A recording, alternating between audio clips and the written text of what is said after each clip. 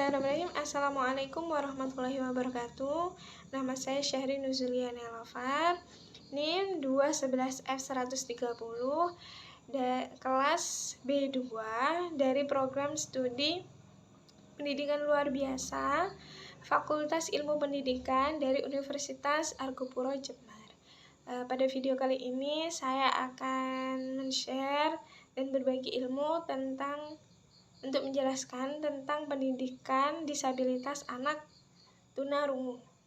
Nah, sebab-sebab yang akan saya jelaskan yaitu adalah pengertian dan definisi dari anak disabilitas tunarungu, kemudian klasifikasi, kriteria, dan sebab-sebab yang menjadikan anak disabilitas tunarungu. Yang pertama, pengertian dan definisi anak tunarungu. Secara umum, anak tunarungu ini dapat diartikan sebagai anak yang tidak dapat mendengar atau tuli. Tidak dapat mendengar tersebut bisa dimungkinkan kurang mendengar atau tidak mendengar sama sekali, tergantung berat ringannya ketunarunguan anak disabilitas itu sendiri.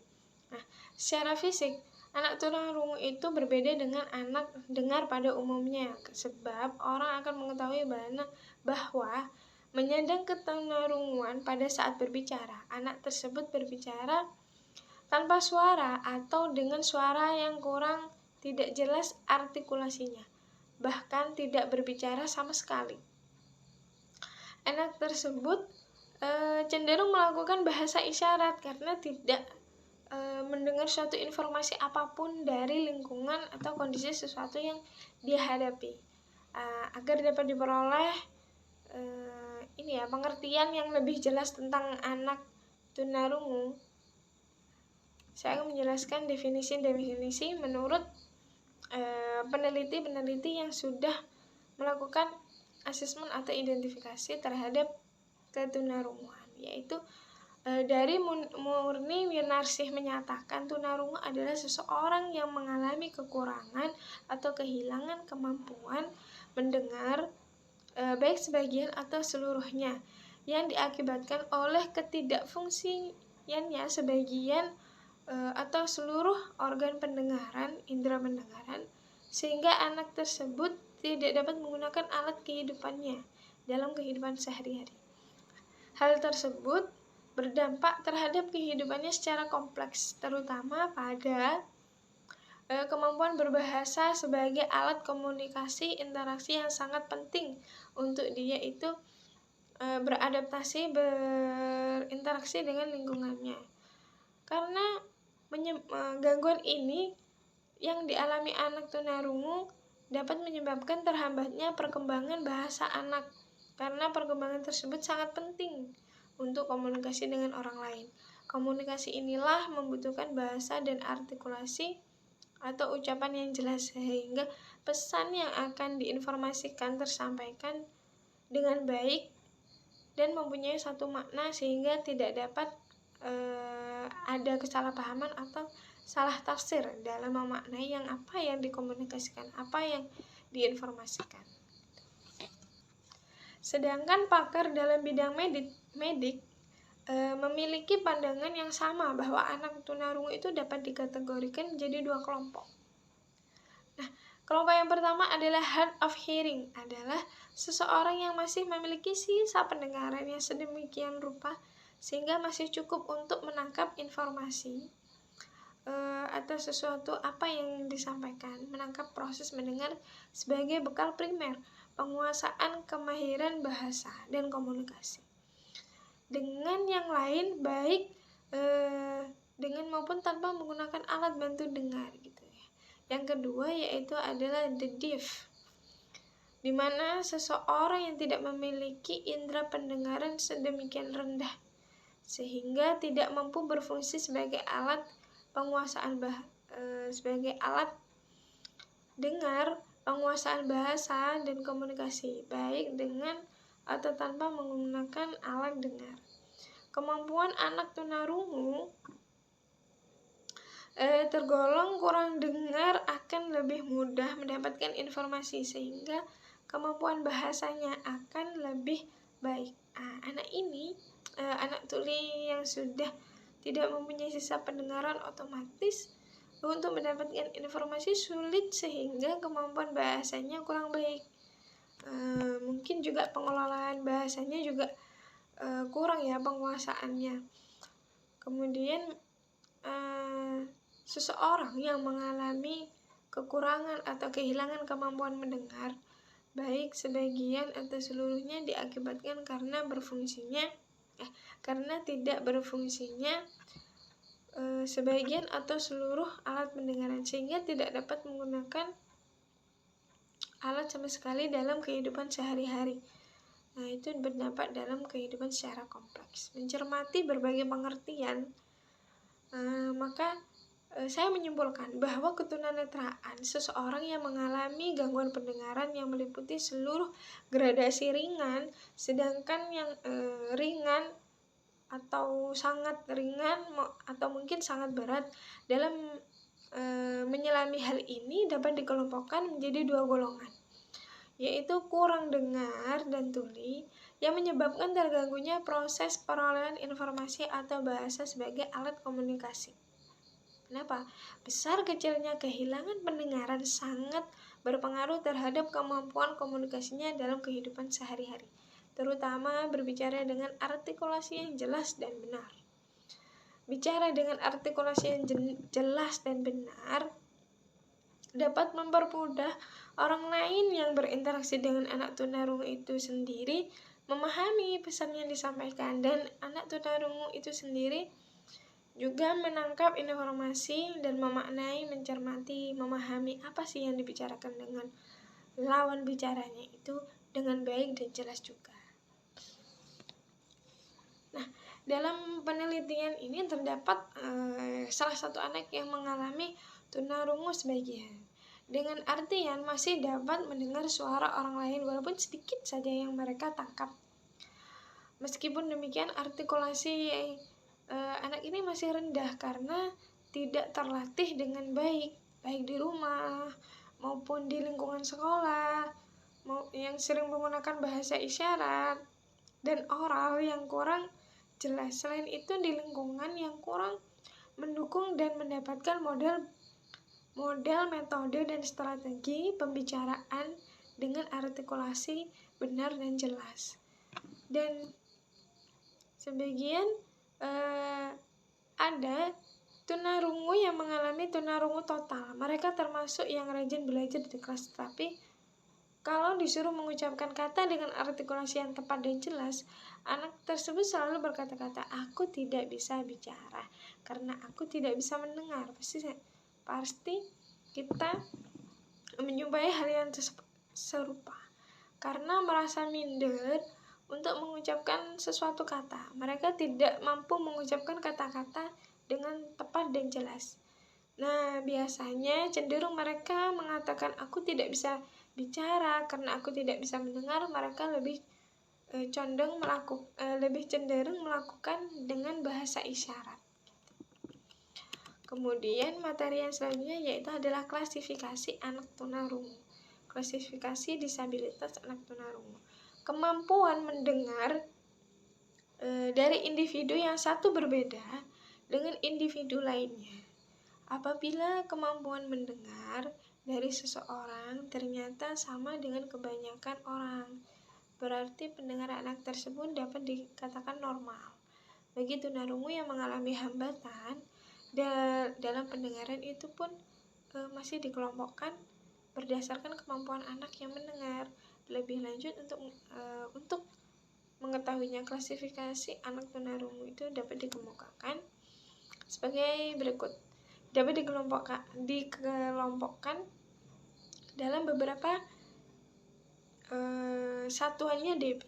Yang pertama adalah 0 dB, yaitu dalam menunjukkan pendengaran yang optimal. Yang kedua, 0 sampai 26 dB menunjukkan masih mempunyai pendengaran yang normal. Yang tadi optimal. Yang 0 sampai 26 dB itu menunjukkan mempunyai pendengaran normal. Kemudian 27 sampai 40 dB menunjukkan kesulitan mendengar bunyi-bunyi yang jauh.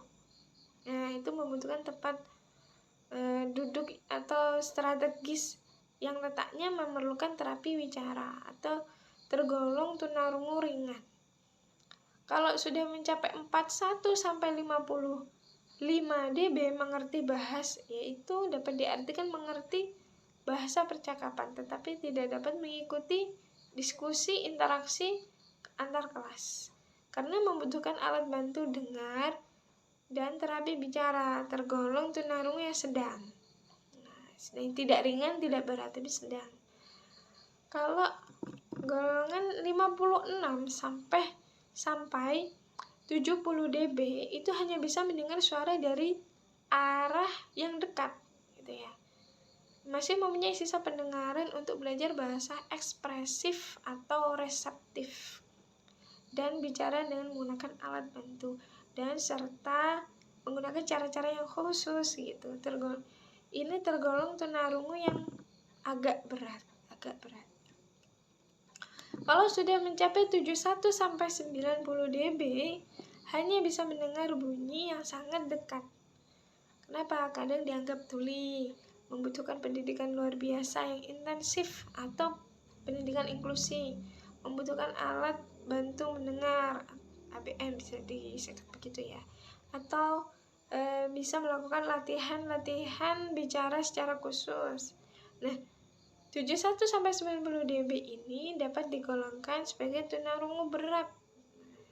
Kemudian 90 dB ke atas mungkin sadar akan adanya bunyi atau suara daripada pendengarannya untuk proses penerima informasi gitu ya. Dan yang bersangkutan dianggapnya ini tergolong tunarungu yang sangat berat sekali. Sudah sangat dan berat sekali. Kehilangan pendengaran pada anak tunarungu itu dapat diklasifikasikan dari 0 dB sampai 90 ke atas. Nah, setiap tingkatan kehilangan pendengaran mempunyai pada kemampuan mendengar suara atau bunyi yang berbeda-beda, sehingga mempengaruhi kemampuan komunikasi anak tunarungu itu sendiri, terutama pada kemampuan anak berbicara dengan artikulasi yang tepat dan jelas.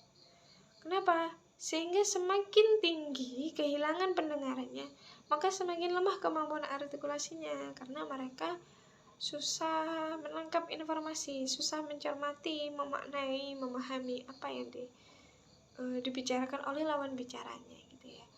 Nah, berdasarkan tingkat kehilangan ketajaman pendengaran yang diukur dengan satuan desibel.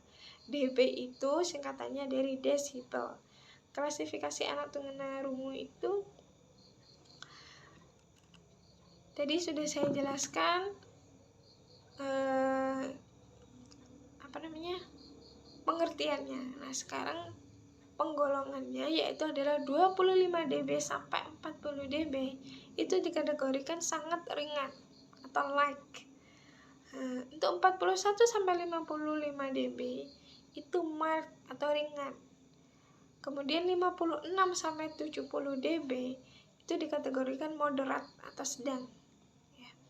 Kemudian 71 sampai 90 dB itu dikategorikan severe atau berat.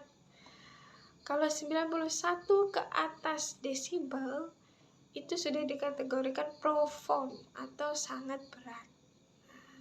Tingkat kehilangan ini dapat dibagi menjadi 5 itu tadi ya. Sangat ringan, sedang, berat, sangat berat. Nah, semakin tinggi kehilangan pendengaran, semakin lemah kemampuan mendengar suara atau bunyi, bahkan hanya merasakan getaran. Nah, ini parahnya, hanya merasakan getaran suara saja dari gendang telinganya. Selain itu juga biasanya terdampak pada kemampuan komunikasi, terutama kemampuan bicara dengan artikulasi yang jelas, sehingga pesan yang disampaikan dapat dipahami oleh orang lain. Klasifikasi anak tunarungu ini bermacam-macam dan dapat dilihat dari beberapa sudut pandang. Klasifikasi subjek dalam penelitian ini adalah bisa dibentukkan satu anak tunarungu yang masih mempunyai sedikit sisa pendengaran tetapi belum dioptimalkan fungsinya. Dua anak berikutnya tunarungu yang sudah tidak mempunyai sisa pendengaran sama sekali atau bisa dikatakan tuli. Nah, subjek belum dapat mengucapkan kata-kata dan artikulasi yang tepat dan jelas. Anak ini terbiasa berkomunikasi dengan bahasa isyarat dan oral, tetapi tidak mampu mengeluarkan suara yang jelas. Akhirnya, salah satu metode untuk meningkatkan kemampuan artikulasi anak tunarungu adalah menggunakan metode drill. Metode drill di sini, anak ini dituntut mengucapkan kata-kata yang sering-sering berulang-ulang, sehingga anak terbiasa bicara dengan ucapan yang tepat dan jelas disertai suara. Metode drill itu sendiri merupakan penggunaan istilah latihan sering yang disamakan, artinya dengan istilah pengulangan. Nah, pengulangan ini suatu tindakan untuk mengukur sejauh mana siswa ini telah menyerap pelajaran yang diberikan oleh guru di kelas. Sedangkan latihannya dimasukkan agar pengetahuan dan kecakapan tertentu dapat dimiliki siswa dan dapat dikuasai sepenuhnya gitu ya. Metode ini merupakan suatu teknik yang dapat diartikan sebagai suatu cara di mana siswa melaksanakan kegiatan-kegiatan latihan agar siswa-siswi memiliki ketangkasan atau keterampilan yang lebih tinggi dari apa yang telah dipelajari. Adapun metode drill ini cara mengajar dan memberikan latihan yang berulang-ulang untuk ditegaskan bahwa metode drill ini cara mengajar dan memberi tahapan yang berulang-ulang itu diajarkan tidak hanya oleh guru ya, bisa jadi oleh peterapisnya atau bisa juga oleh ibunya langsung gitu. Jadi bisa orang lain, guru ataupun kedua orang tuanya yang membimbing langsung menerapkan metode drill ini.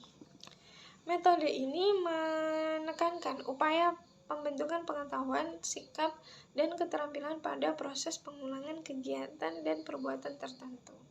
Dengan begitu, anak tunarungu atau tunawicara ini dilatih mengucapkan kata-kata dengan artikulasi yang banyak, jelas, dan tepat secara berulang-ulang, sehingga anak itu terampil mengucapkan kata-kata dengan artikulasi jelas dan tepat. Kelebihan dari metode drill ini, kemampuan siswa itu segera terbentuk karena latihan dilakukan berulang-ulang. Kemudian siswa siap menggunakan bahan yang telah dilatih karena telah terbiasa gitu ya. Kemudian kemampuan mengingat bahan yang dilatihkan menjadi lebih lama. Dalam pembelajaran artikulasi di sini, metode drill ini mempunyai kelebihan anak menjadi terbiasa mengucapkan kata-kata yang jelas. Kemampuan artikulasi yang jelas tersebut dapat diterapkan dalam kehidupan sehari-hari. Selain itu juga, pesan yang disampaikan kepada anak mudah dipahami oleh orang lain, dalam artian bahwa kemampuan artikulasi yang jelas dapat dimanfaatkan sampai sebagai alat komunikasi dengan orang lain. Alat komunikasi, alat interaksi, agar dia itu beradaptasinya lebih mudah kepada lawan bicaranya dalam kondisi dan lingkungan apapun, dimanapun. Kemudian kelebihan lainnya itu peserta didik memperoleh kecakapan motoris, contohnya menulis, melafalkan huruf, membuat dan menggunakan alat-alat. Peserta didik memperoleh kecakapan mental, contohnya dalam perkalian, penulahan, pengurangan, tanda-tanda simbol, dan sebagainya. Kemudian dapat membentuk kebiasaan dan menambah ketetapan dan kecepatan pelaksanaan artikulasi. Kemudian peserta didik memperoleh ketangkasan dan kemahiran dalam melakukan sesuatu sesuai dengan yang dipelajari. Kemudian juga dapat menimbulkan percaya diri bahwa peserta didik ini berhasil dan mencapai belajarnya itu tercapai, telah memiliki suatu ketercapaian atau keterampilan khusus yang berguna kelak di kemudian hari.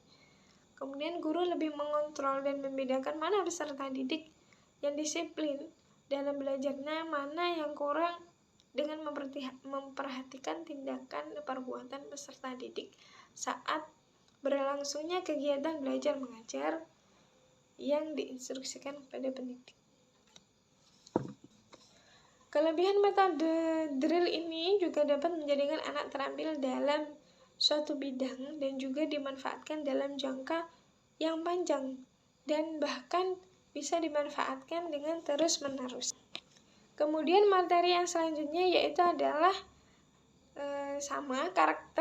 karakteristik dari disabilitas anak tunarungu atau tunawicara. Karakteristik anak tunarungu sangat kompleks dan berbeda-beda satu sama lainnya. Secara kasat mata, keadaan anak tunarungu itu sama seperti halnya anak normal, karena tidak ada ketika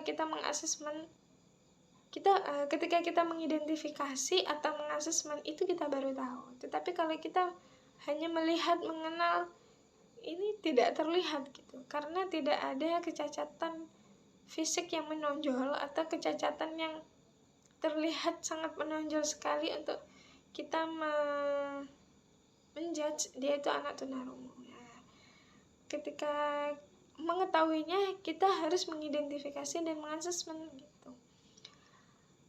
Sama seperti halnya anak normal, karena pada umumnya apabila dilihat dari beberapa karakteristiknya itu berbeda. Karakteristik bahasa dan bicara anak tunarungu itu dari segi bahasanya, yang pertama adalah kurangnya kosakata. Yang kedua, mengalami kesulitan dalam mengerti mengungkapkan bahasa yang mengandung arti kiasan dan kata-kata yang abstrak. Kemudian yang ketiga, kurang menguasai irama dan gaya bahasa, termasuk artikulasi itu tadi.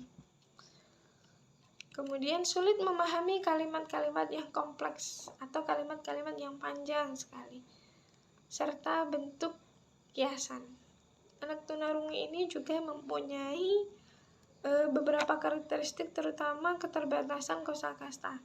Hal tersebut menyebabkan anak tunarungu itu kesulitan berkomunikasi dengan orang lain atau lawan bicaranya. Terlebih lagi permasalahan tentang kejelasan dalam berbicara. Anak tunarungu ini biasanya mengalami masalah artikulasi itu tadi, mengucapkan kata-kata yang tidak atau kurang jelas. Namun hal itu dapat diatasi dengan metode drill itu tadi yang sebelumnya saya jelaskan, yaitu anak melakukan latihan secara mengucapkan kata secara berulang-ulang sampai anak terampil dan terbiasa berbicara dan menggunakan menggunakan bahasa atau kalimat itu dengan artikulasi yang tepat dan jelas. Pendapat lain menyatakan bahwa karakteristik anak tunarungu wicara memiliki keterlambatan dalam perkembangan bahasa wicara bila dibandingkan dengan perkembangan wicara anak-anak normal. Bahkan anak tunarungu total atau tuli cenderung tidak dapat berbicara atau bisa dikatakan bisu gitu ya. Anak tunarungu bicara ini karakteristik yang spesifik itu bahwa anak tunarungu itu mempunyai hambatan dan perkembangan dalam bahasanya, yaitu mempunyai permasalahan dalam berbicara kepada orang lain. Ya, otomatis dengan terhambatnya dia mendengar, indera pendengarannya otomatis terganggu juga dengan fungsi untuk dia itu bicara, komunikasi gitu dengan orang lain. Mencermati dari beberapa definisi yang sudah saya jelaskan, dapat diketahui bahwa anak tunarungu ini memiliki keterbatasan dalam memperoleh bahasa dan mengalami permasalahan dalam bicara. Kurang berfungsinya indera pendengaran menyebabkan anak ini tidak dapat menirukan ucapan kata-kata dengan tepat dan jelas. Oleh sebab itu, anak tunarungu ini mendapatkan bahasa atau kosakata melalui proses belajar mengenal kosakata dengan artikulasi yang baik.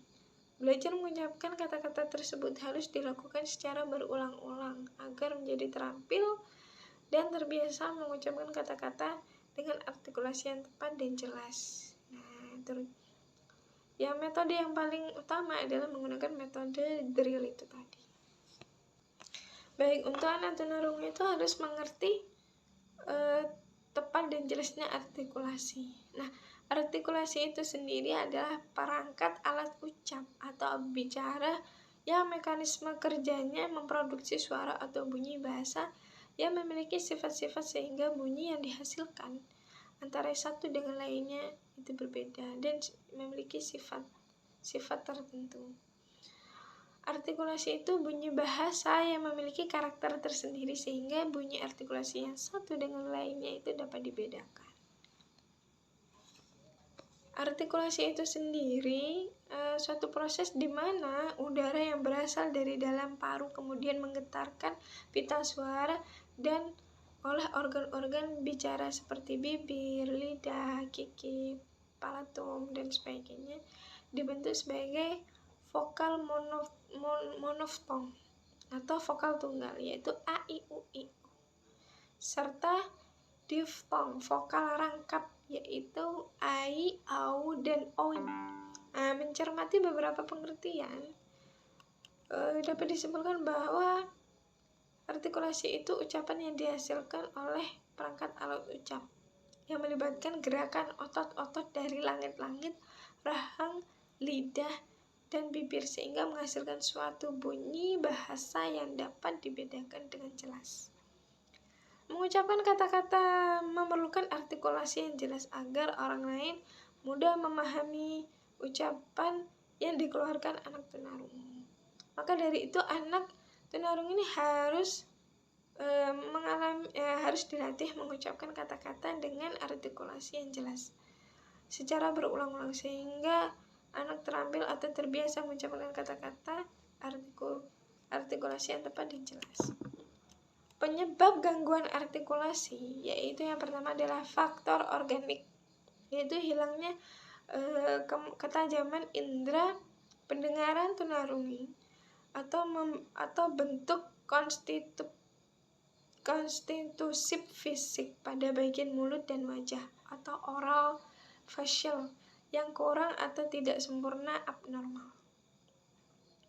Kemudian buruknya koordinasi dari otot-otot bicaranya atau tinggi atau sempitnya langit-langit sehingga menyebabkan kerusakan bagi lidah untuk bergerak ya. Jadi sempitnya atau tingginya langit-langit itu membuat lidah itu sulit untuk bergerak atau stimulasi isyarat bahasa yang diisyaratkan oleh anak tunarungu itu sendiri. Kemudian faktor fungsional. Dari faktor fungsional ini metode pengajaran yang tidak konsisten atau salah dari orang tua dalam membicarakan stimulasi bicara pada anak. Atau mungkin buruknya model strategi yang diterapkan di lingkungan rumah atau lingkungan masyarakat atau mungkin lingkungan sekitar yang kurang baik untuk perkembangan dan pertumbuhan anak disabilitas tunarungu ini sendiri. Nah, gangguan artikulasi pada anak tunarungu ini disebabkan adanya dua faktor, yaitu organik dan fungsional itu tadi. Faktor organik, gangguan artikulasi yang dipengaruhi oleh tingkat kehilangan pendengaran dan kelainan pada alat ucap. Ya, kemudian menyebabkan kelainan artikulasi. Yang fungsional dipengaruhi oleh metode pengajaran di sekolah ataupun contohnya yang kurang baik dalam keluarga dalam mengucapkan kata-kata yang kurang jelas. Maka anak tunarungu ini harus dilatih mengucapkan kata-kata artikulasi yang jelas dengan metode drill itu tadi. Kemudian sebab-sebab Berikutnya yaitu adanya kesalahan interaksi lidah, bibir, gigi, dan langit-langit. Kemudian gerakan-gerakan rahang, bibir, lidah salah. Adanya penyimpangan pada lidah, laring, tekak atau paring, bibir, gigi, langit-langit, keras dan lunak, serta mekanisme pernafasan. Nah, kesalahan interaksi dan gerak lidah, bibir, langit-langit, laring pada saat berbicara, suara yang dihasilkan tidak sesuai dengan kata yang sebenarnya. Misal, anak ingin bicara rumah menjadi lumah atau lumah, hidung menjadi idun, dan lain-lainnya. Ada pula yang disebabkan adanya kelainan pada lidah, laring, bibir, gigi, langit-langit, keras atau lunak, sehingga suara yang keluar itu tidak seperti yang diinginkan gitu. Tidak jelas itu tadi. Hal tersebut dapat diatasi dengan terus dilatih berulang-ulang dengan artikulasi yang jelas. Rumah ya rumah, hidung ya hidung, sehingga anak itu terampil mengucapkan kata-kata dengan artikulasi yang jelas. Baik, itu tadi penjelasan dari pendidikan anak disabilitas tunarungu mengenai mengenai definisi, pengertian, klasifikasi, karakteristik, dan penyebab-penyebab gangguan pada artikulasi yang menyebabkan anak itu kurangnya pendengaran dengan baik dan mengucapkan dengan artikulasi yang jelas. Jika ada salah kata atau perbuatan, saya mohon maaf. Semoga video ini bermanfaat untuk diamalkan atau diimplementasikan. Jangan lupa subscribe, komen, dan like dan mengaktifkan tombol lonceng notifikasinya agar kedepannya saya lebih progresif untuk menampilkan dan men-share ilmu-ilmu yang menjelaskan tentang anak yang berkebutuhan khusus atau bisa berlabel disabilitas. Sekian, fastabiqul khairat. Wassalamualaikum warahmatullahi